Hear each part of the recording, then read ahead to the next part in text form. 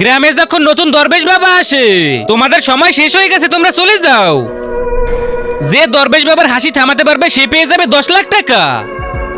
प्रयास करो।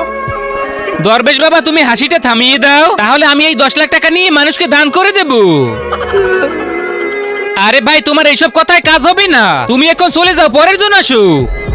এই যে নাও 500 টাকা, এখন আমি দরবেশ বাবার হাসি বন্ধ করে দেব।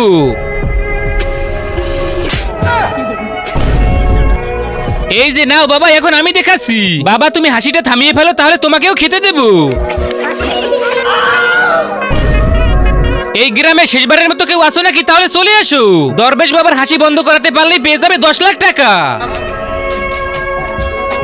এই যে নাও তোমাদের 500 টাকা। এখন তো সবাইকে আমি দেখাবো কিভাবে এই শালার হাসি বন্ধ করতে হয়।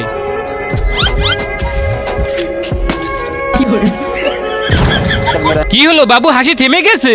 আরে শালা তুই এটা কিভাবে করলি? এই যে নকল বন্দুক দেখিয়ে।